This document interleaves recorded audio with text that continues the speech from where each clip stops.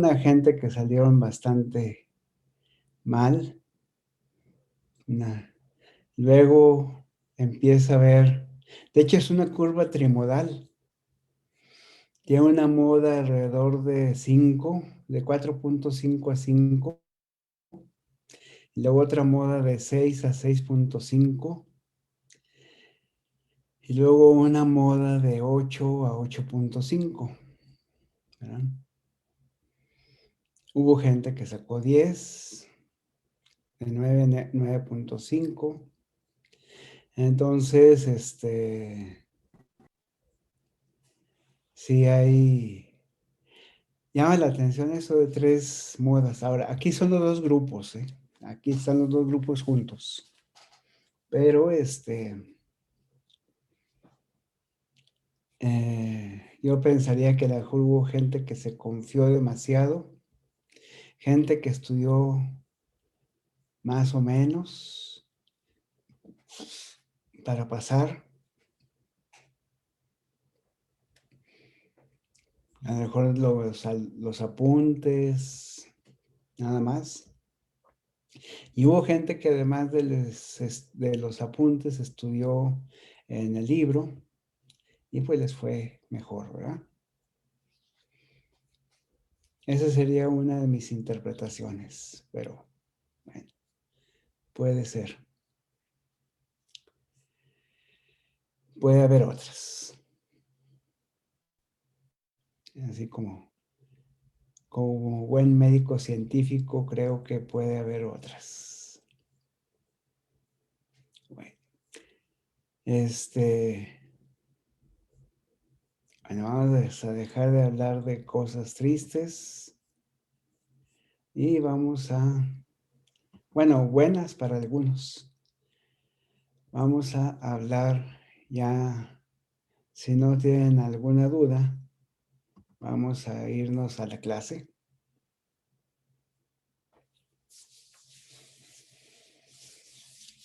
Ahorita ya pues prácticamente entregaron sus tareas todos, entonces espero que ya me entiendan bien todos.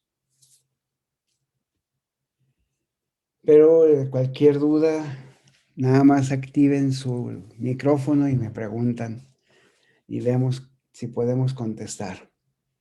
Entonces hablábamos de los anticolinérgicos. Los anticolinérgicos son de los fármacos más empleados en la medicina general y en varias especialidades, pero sobre todo en medicina general y en anestesiología. Eh, Típicamente se dividen en alcaloides, que predominan 2, que han sido bastante empleados desde antes de que la medicina fuera medicina hasta estos días, que son la atropina y la escopolamina. Sobre todo la atropina ya, bueno, los anestesiólogos sí la usan como tal, los cardiólogos, pero se usan mucho los derivados de ella, como es la butilgosina. Las aminas terciarias de ciclomina, benzatropina, que esa les decía que se usa mucho para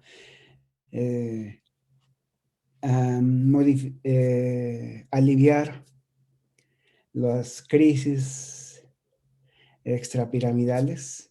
O sea, tiene poco uso para el tratamiento del Parkinson, porque ese ya es un problema crónico degenerativo, pero cuando hay un síndrome extrapiramidal, generalmente por causas que le decimos tóxico-metabólicas, porque generalmente secundario a el uso de fármacos, de ciertos fármacos, y hay una crisis extrapiramidal. ¿A qué le llamamos crisis extrapiramidal? Pues a que tienen una serie de signos de tipo parkinsoniano, o sea, movimientos involuntarios, disinesias, que les decía que es como que quieren agarrar algo y la mano se les va para otro lado.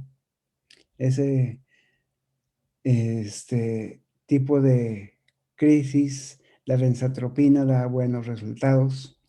Y el hipratropio, que vamos a ver que se usa ampliamente en el tratamiento del broncoespasmo.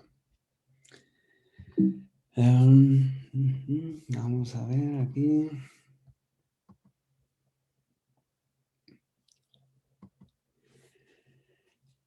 Ahora, hablábamos que los que tenían mayor sensibilidad para el efecto de la atropina son el tejido, las glándulas salivales, las glándulas bronquiales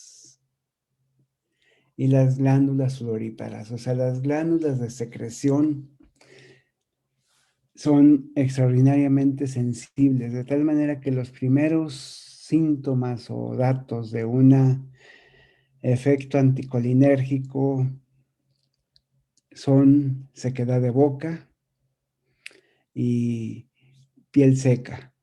La de las glándulas bronquiales es difícil de apreciar por el paciente, pero los anestesiólogos lo aprecian mucho y les gusta mucho ese efecto. Esa es la principal razón por la que ellos generalmente usan atropina como medicación preanestésica.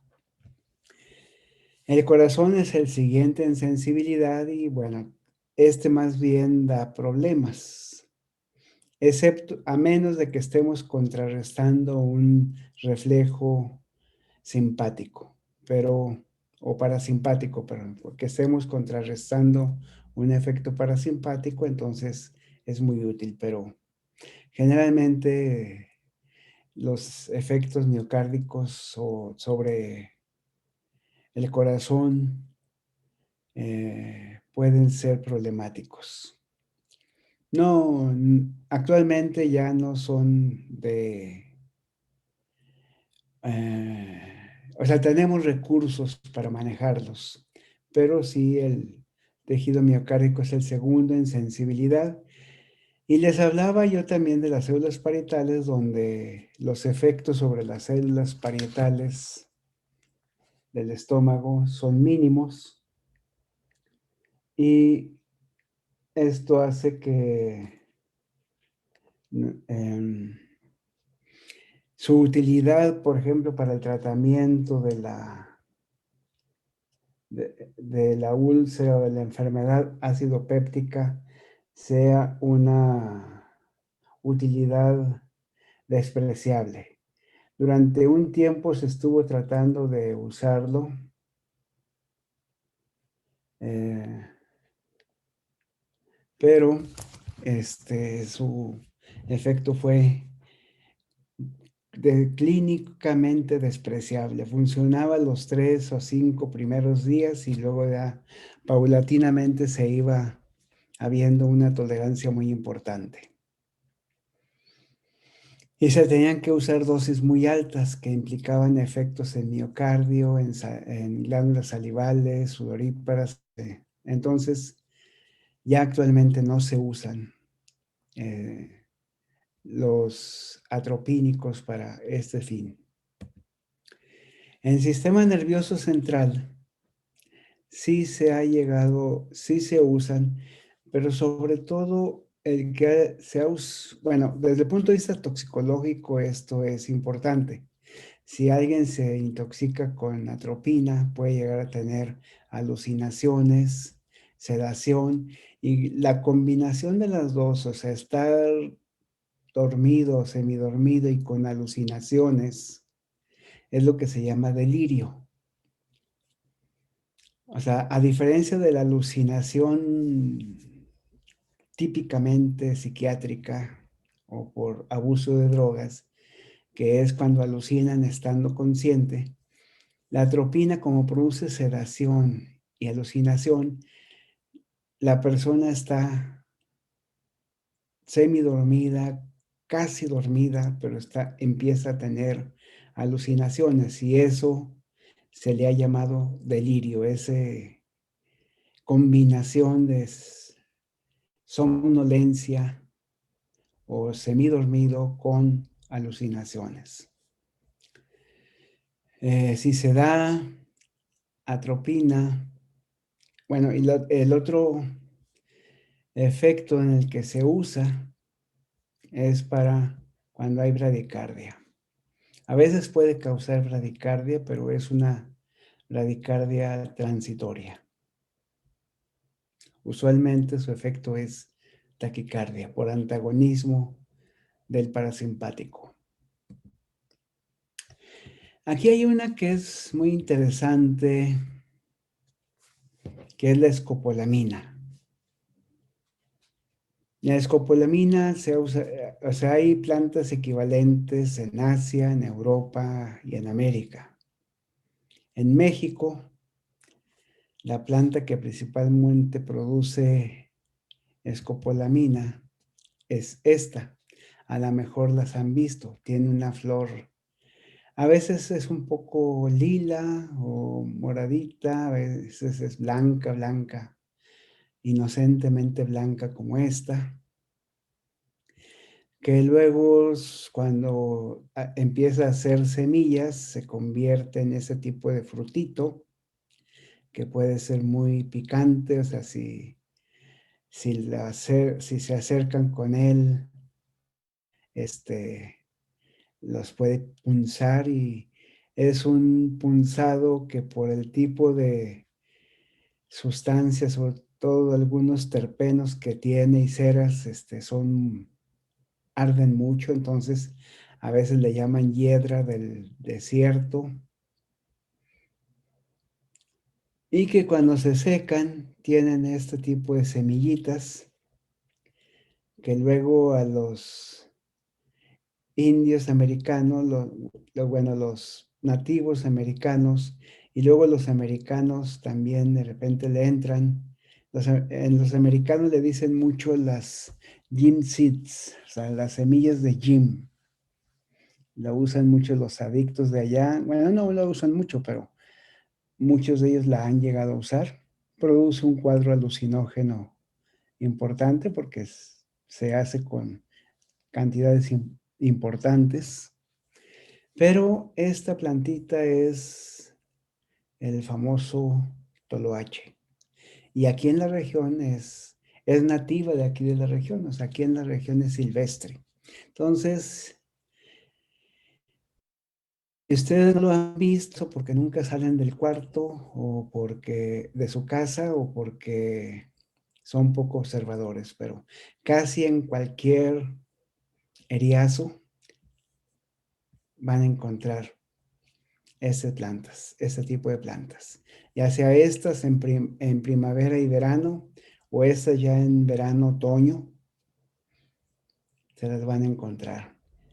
Y generalmente pues uno las reconoce porque si pasa uno cerca de ellas sin fijarse, causan, pican en una forma bastante dolorosa.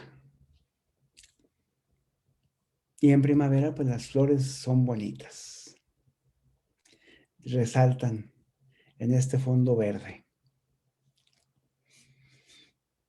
¿Alguien de ustedes ha oído hablar del toloache?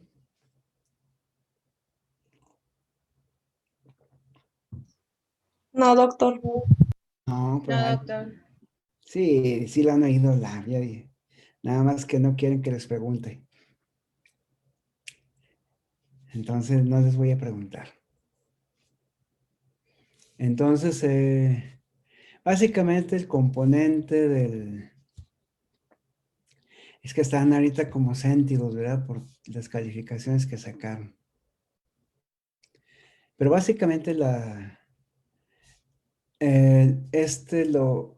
que tiene, su nombre se llama Datura ferox.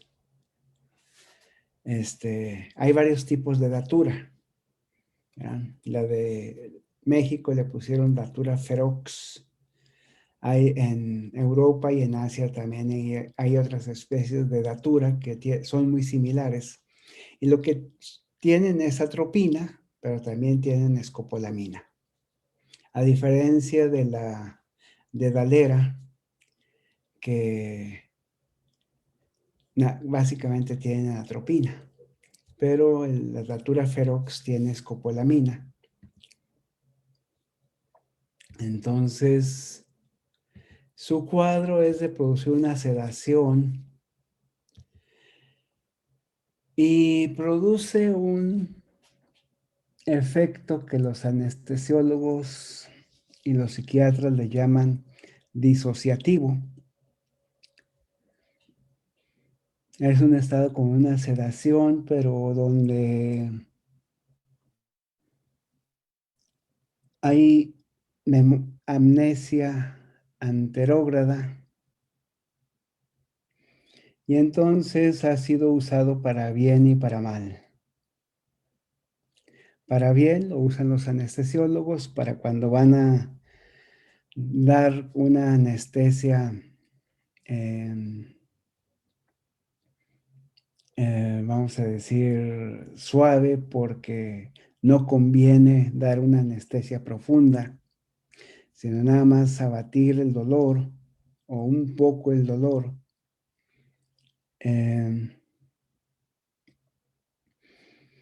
pero que el paciente después de la anestesia no recuerde gran cosa de lo que sucedió en el quirófano, o sea, durante el tiempo que tuvo los efectos. Entonces, pues es una forma de que durante un tiempo, claro, hace mucho, allá en los años 60, se llegó a usar con un anestésico tipo pentobarbital, pero suave, en dosis bajas, para deprimir poco al recién nacido. O sea, la idea era evitar la depresión del sistema nervioso del recién nacido,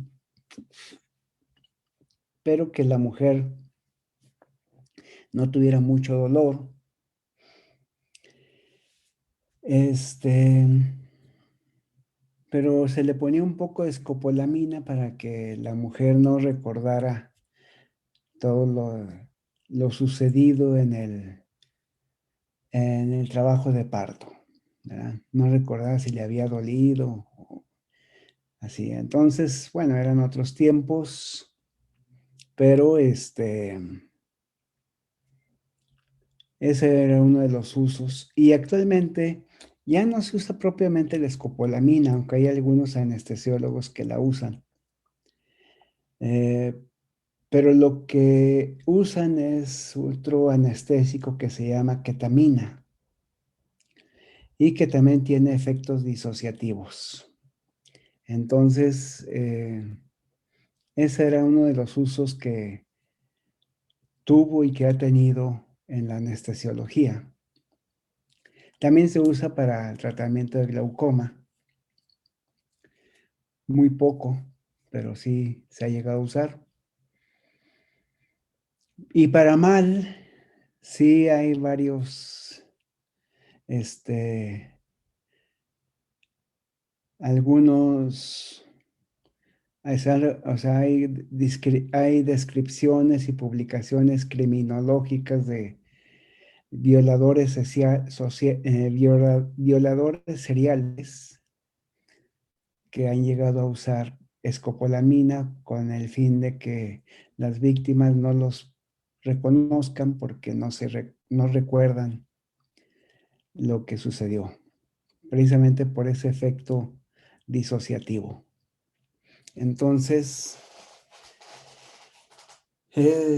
como ven, no nada más las bombas atómicas se han usado para bien y para mal, sino muchos fármacos se han usado para bien y para mal.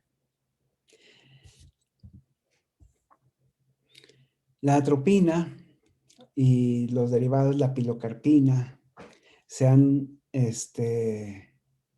relajan al músculo, sobre todo en los ojos, provocan midriasis.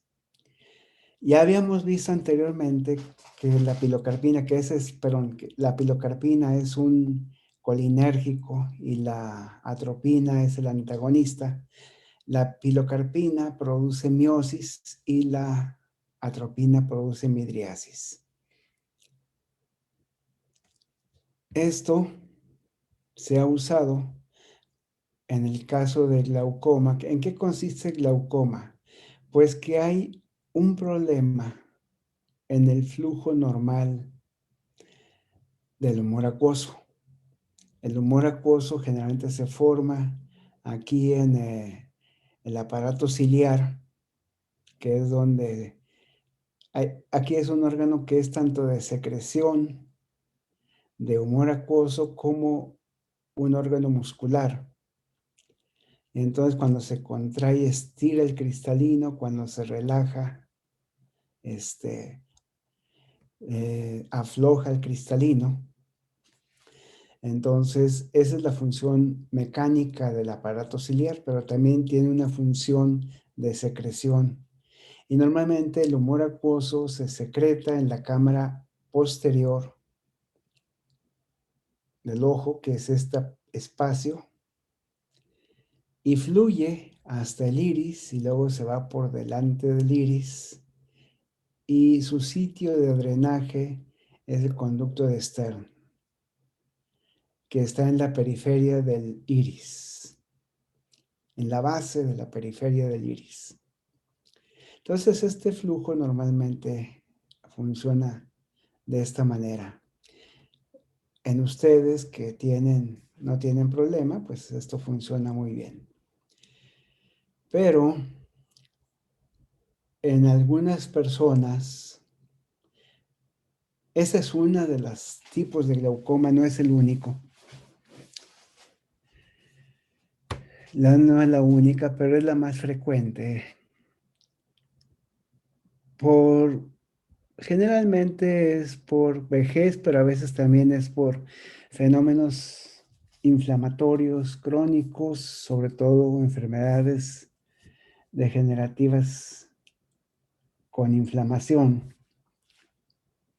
Van provocando que haya obstrucciones fibrosas en la periferia del iris y este humor acuoso no fluye bien.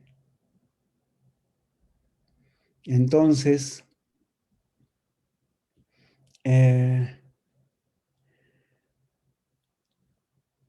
iris es como una cortina.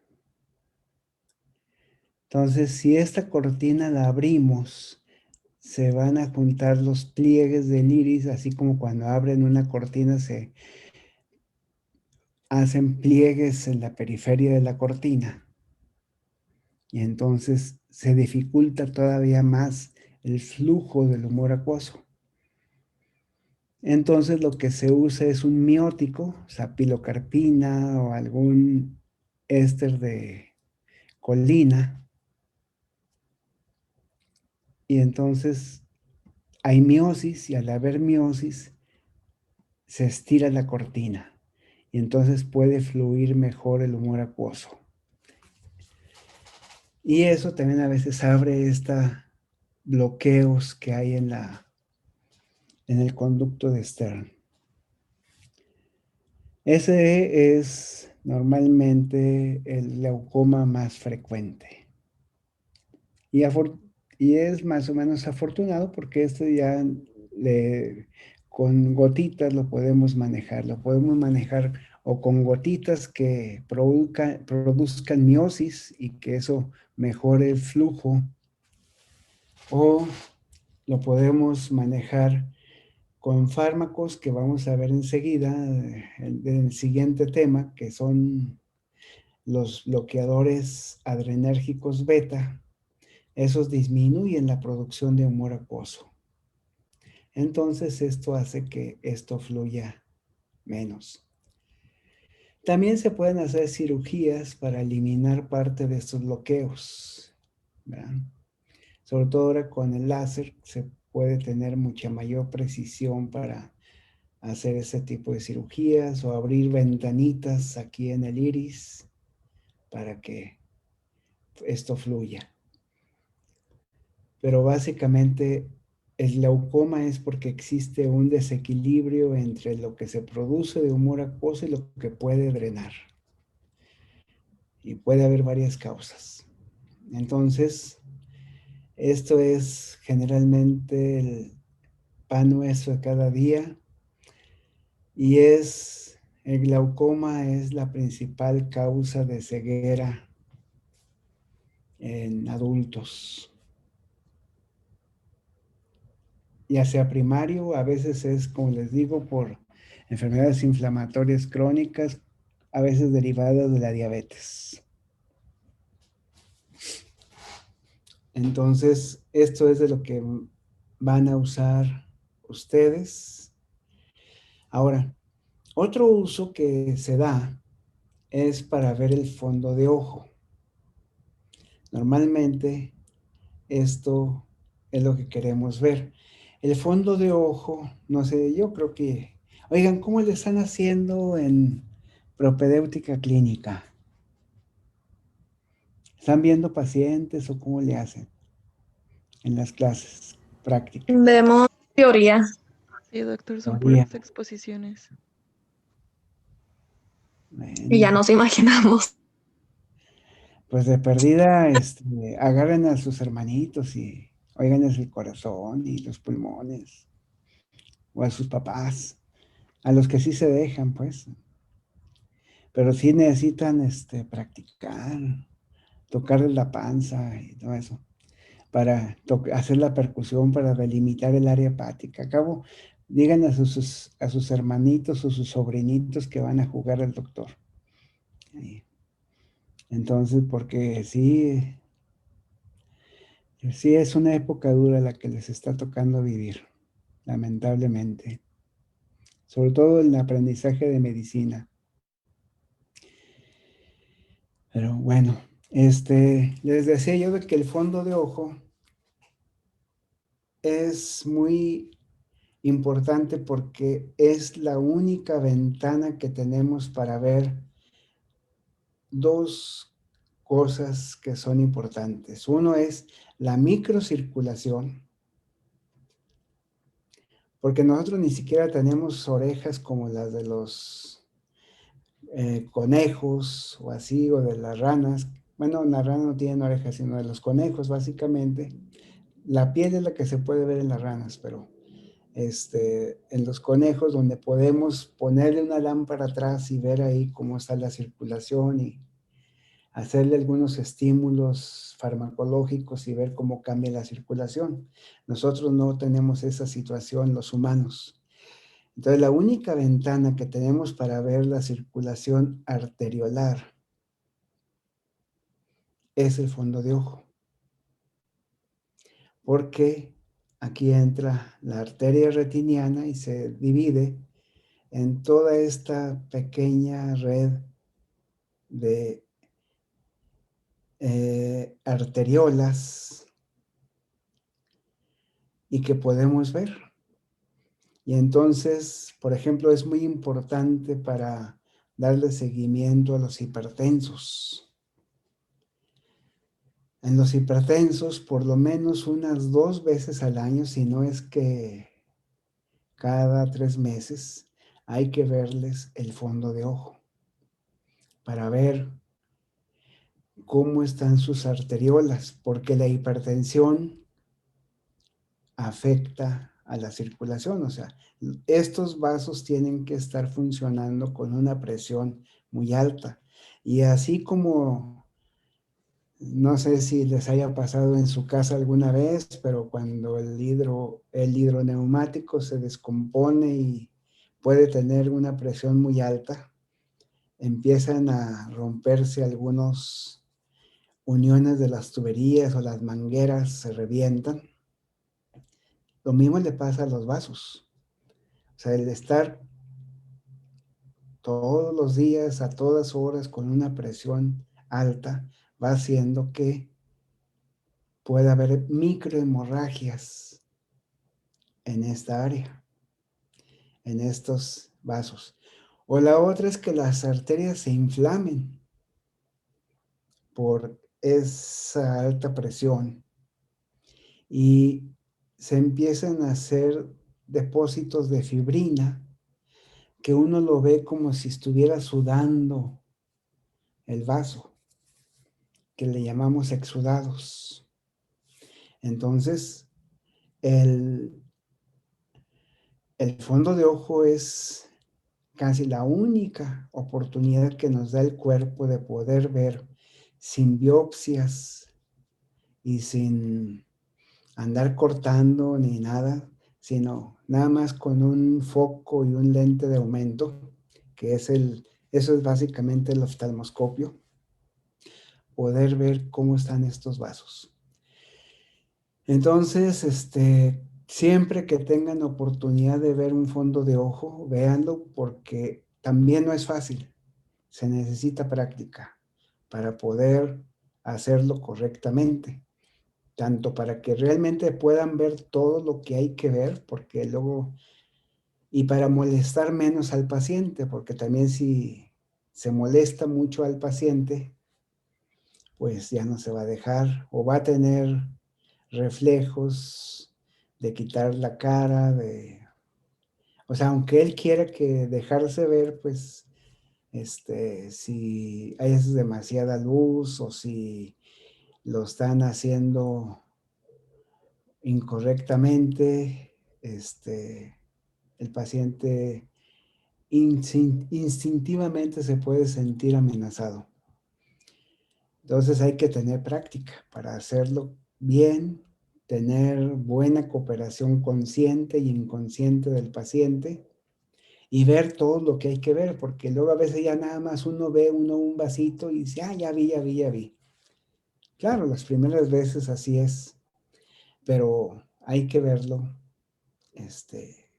tratar de sacar la mayor información posible. Entonces, uno son los vasos, pero la otra es la retina, porque la retina también es la ventana que tenemos al sistema nervioso central. La retina es parte del sistema nervioso central. Entonces, si el sistema nervioso, si el encéfalo se inflama, la retina va a estar inflamada. Entonces, es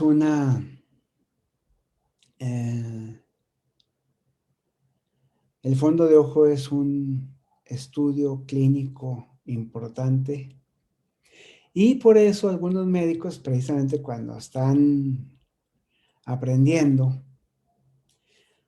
a veces usan unas gotitas de atropina para provocar midriasis y ver mejor el fondo de ojo. Desde el punto de vista del médico, por sí, así egoístamente del médico, pues es una buena maniobra, porque sí permite ver mejor el fondo de ojo. Pues se abre, este iris se abre, entonces tenemos una ventanota aquí. Pero desde el punto de vista del paciente, el problema es que la midriasis que provoca la atropina, como hay poca circulación en esta parte del ojo, generalmente su efecto es muy duradero, dura de 8 a 12 horas. Entonces, lo recomendable es si le van a hacer fondo de ojo a un paciente, háganlo en la tarde o en la noche. Y de preferencia, como le hacen la mayoría de los oftalmólogos, que el paciente no vaya solo, que lleve un acompañante, porque si va a quedar lampareado, como dirían los cazadores, va a quedar lampareado un buen rato.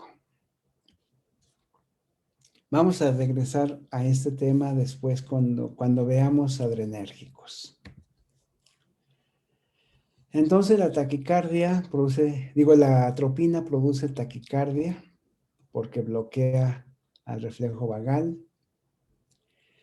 Los ventrículos, en realidad hay poco efecto sobre los ventrículos. A ver,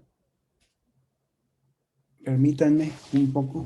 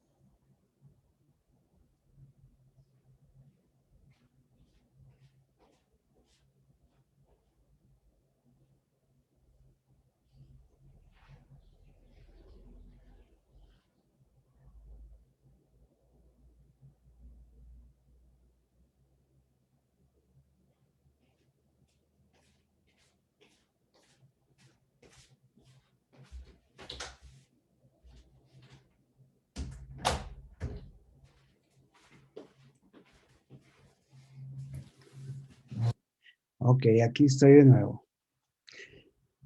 Entonces hablamos sobre la taquicardia. Sobre los ventrículos, el efecto de la atropina es mínimo. Si se mide con la instrumentación farmacológica que vimos, por ejemplo, con la tripita, sí se ve que hay efectos, pero clínicamente el efecto es mínimo y despreciable. Por lo tanto, también tiene poco efecto sobre la presión arterial. Recuerden que la vasodilatación de la acetilcolina es indirecta. O sea, primero actúa sobre el endotelio y luego de ahí se libera óxido nítrico y es el que relaja la musculatura lisa vascular. Entonces, el efecto de la atropina sobre la musculatura lisa vascular es mínimo. O sea, como es un efecto indirecto, no repercute. Entonces, eso hace que la atropina se pueda usar con cierta libertad. Tal vez la principal limitante del uso de la atropina son los efectos en el sistema nervioso central. Por eso es de que, por ejemplo, para cosas o para síntomas más triviales o menos graves como son los cólicos, o sea, triviales en términos de que no amenazan la vida, claro que duelen mucho, pero que son poco amenazantes para la vida, vamos a decirlo de esta manera, se prefiere usar butilosina, que no pasa la barrera hematoencefálica y entonces los efectos no involucran al sistema nervioso central. Muy bien, en el tracto respiratorio, la acetilcolina provoca broncoconstricción. Fíjense que aquí les voy a corregir esto.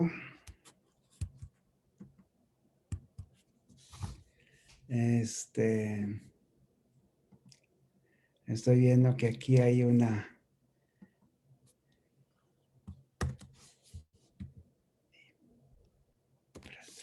Ahora sí. En el tracto respiratorio, les decía, la acetilcolina produce broncoconstricción. Entonces, el bloqueo competitivo de los atropínicos va a producir broncodilatación. Y ahí es donde se ha usado ampliamente el hipratropio. El hipratropio tiene una historia muy curiosa. El hipratropio también está presente en la dedalera. Acuérdense que la dedalera es la planta de donde viene la atropina. Y también, y la tropa belladona. La tropa belladona es donde está la atropina. Entonces, la belladona tiene varios alcaloides. Tiene también un poco de escopolamina, un poco de iosinamina y tiene hipratropio. Por muchos años los farmacólogos le dieron poca importancia al hipratropio.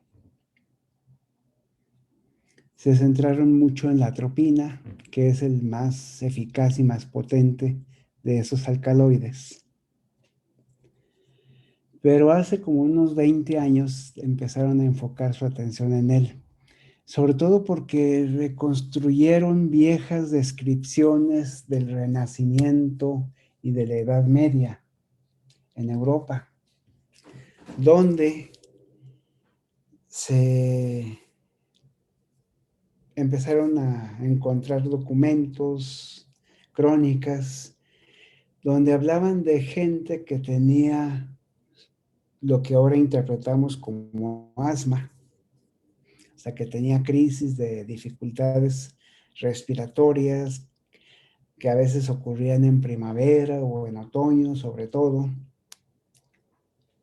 o en algunas épocas del año,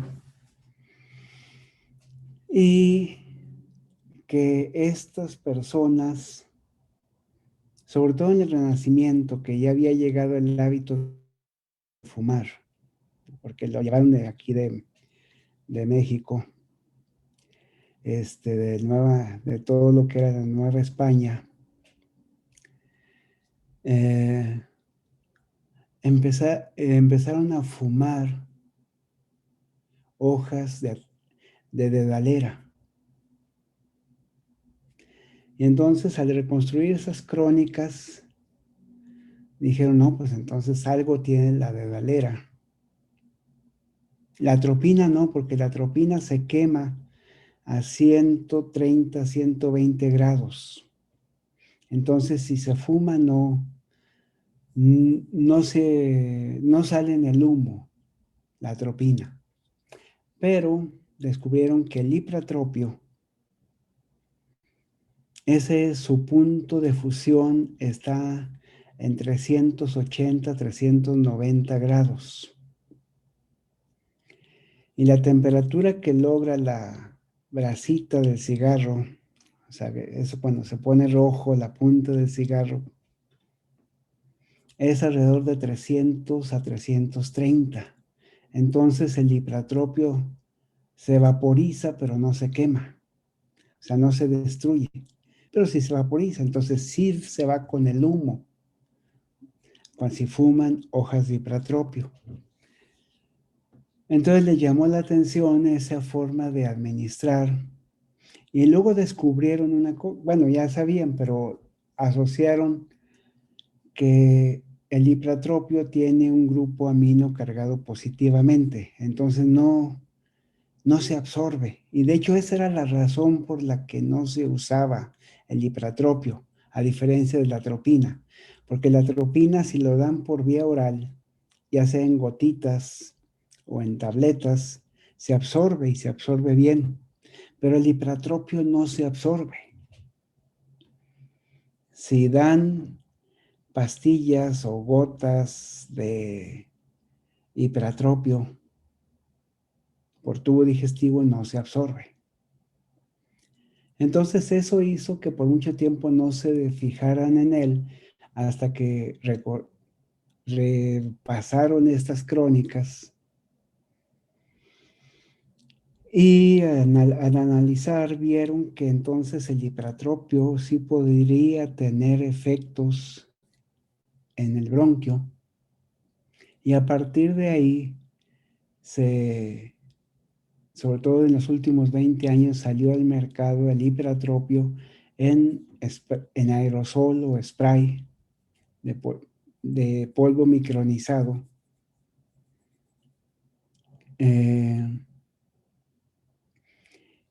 Y ya le hallaron unas ventajas, al punto de que ahorita está desplazando a muchos otros broncodilatadores.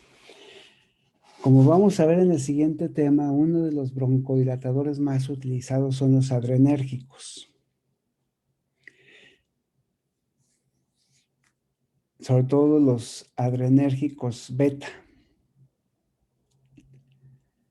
El problema de los adrenérgicos es de que sí se absorben y entonces tienen efecto sobre todo el cuerpo, entre ellos sobre el corazón. En cambio es broncodilatador, pero no se absorbe, ni aún por la mucosa. Su efecto es local. Su efecto es en el bronquio nada más, porque no se absorbe a la circulación general.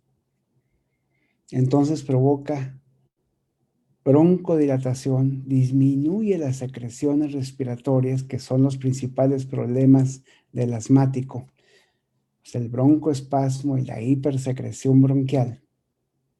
Entonces, alivia estos que son los principales problemas, pero no se absorbe, entonces no tiene efecto sobre corazón ni sobre otros órganos. Entonces se ha hecho cada vez más popular.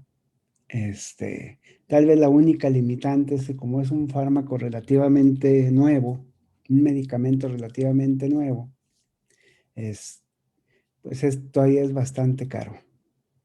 Pero a diferencia de los adrenérgicos beta, que esos sí son ya más baratos. Ese es el ibratropio.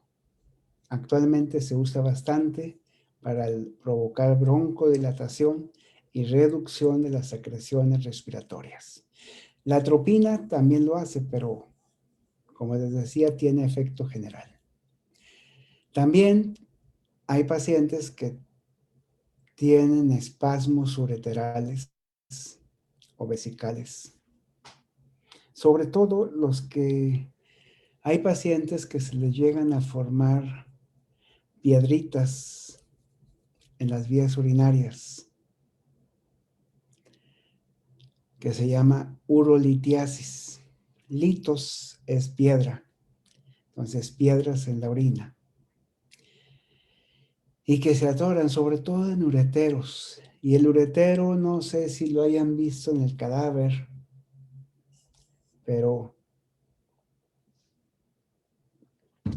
es un tubo bastante grueso, bastante muscular, o sea, tiene una capa muscular bastante gruesa. Entonces, cuando tiene algo atorado, una piedra, se contrae con mucha fuerza y provoca mucho dolor, ese espasmo. Dicen que es de los dolores más intensos que hay en medicina. De hecho, en propedéutica se ve y es de los dolores más característicos porque son cólicos muy intensos donde el paciente se revuelca de dolor en la cama. Es lo característico de este tipo de dolor. Y este relaja los ureteros, quita el dolor y a veces también sirve como terapéutico porque al relajar los ureteros, si se le da una carga líquida intravenosa al paciente de unos 500 mililitros de solución glucosada, vamos a provocar diuresis. Y entonces el aumento de la diuresis y relajar los ureteros a veces ayuda a quitar la piedra del uretero. En la vejiga también relaja la vejiga. Hay pacientes que los que tienen cistitis, a veces tienen espasmo vesical, que también es bastante molesto y doloroso. Entonces, este es uno de los usos de los atropínicos en el tracto genitourinario. Las glándulas sudoríparas pues son menos activas porque acuérdense que las glándulas sudoríparas tienen inervación simpática, curiosamente, pero lo que liberan esas neuronas del sistema simpático es acetilcolina. Entonces, la atropina bloquea la sudoración. Se ha llegado a usar en algunos pacientes que tienen hiperhidrosis. El problema es que tiene muchos efectos. Te necesita hacer una hiperhidrosis pues bastante molesta y difícil de controlar como para que un médico decida usar atropina. Pero es uno de los recursos que tenemos para la hiperhidrosis. Pero tiene efectos colaterales de la atropina. ¿Cuáles son los efectos principalmente que no nos gustan de la atropina? Pues la sequedad de boca, la fotofobia, que es lo que les decía, sería la forma de decir eso de que están lampareados los pacientes, o sea, no pueden ver la luz porque los lastima. Hay una ligera disminución de la secreción gástrica, pero ya vimos que clínicamente no es útil como desde el punto de vista terapéutico. Pero en algunos pacientes sí puede hacer que disminuya su capacidad digestiva. Hay disminución de la motilidad intestinal, urinaria también. Disminuye el tiempo de vaciamiento gástrico y puede provocar, como resultado de la disminución de la motilidad, puede resultar en constipación. Entonces, Son los principales efectos de los atropínicos, efectos generalmente no deseados. Algunas veces los podemos usar, por ejemplo, los anestesiólogos usan mucho esto de secar la boca y disminuir las secreciones bronquiales, ¿verdad? O los oftalmólogos, pues no la fotofobia, pero sí la midriasis la usan para algunas maniobras, ya sea de exploración o quirúrgicas. La disminución de la motilidad la usamos cuando queremos disminuir o aliviar algunos cólicos, ya sea intestinales, ureterales o de vísceras huecas como el útero. Constipación casi nadie la quiere, pero sí a veces ayudan a aliviar la diarrea. Entonces, son efectos colaterales, pero que a veces pueden ser efectos no deseados o efectos deseados. Ahí depende de la astucia del médico. Los usos terapéuticos, les digo, para el fondo de ojo, para tratamiento de cinetosis. La cinetosis son los mareos que tienen cuando se dan vueltas, por ejemplo, que se suben a estos jueguitos de la feria que les dan vuelta para todos lados. El mareo y a veces vómito que tienen es la cinetosis. Hay gente que tiene cinetosis con movimientos menos intensos. Hay gente que subir a un avión le provoca cinetosis. Hay gente que subir a un camión o a un vehículo en movimiento le produce cinetosis. Hay gente típicamente que cuando se van sobre todo en camión, por ejemplo, Mazatlán, y que atraviesan la sierra, les da cinetosis. Ya menos con la nueva carretera, pero ya ven que como no queda bien, a veces tienen que usar la carretera vieja. O sea, la carretera nueva no ha quedado bien. Entonces, a veces usan tramos de la carretera vieja y pueden tener cinetosis por las curvas tan pronunciadas. En cirugía, los anestesiólogos usan mucho la atropina. Ya lo vimos en el tratamiento, la atropina es el antídoto de primera línea en las intoxicaciones con órganos fosforados. Y carbamatos, que es algo muy parecido a los órganos fosforados, pero mucho menos tóxicos.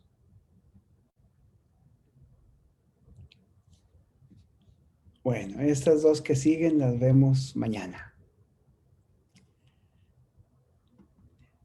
Bueno, ya. Gracias, doctor. Anímense, hombre, anímense. Todo el Hasta mañana. único que no tiene remedio es la muerte.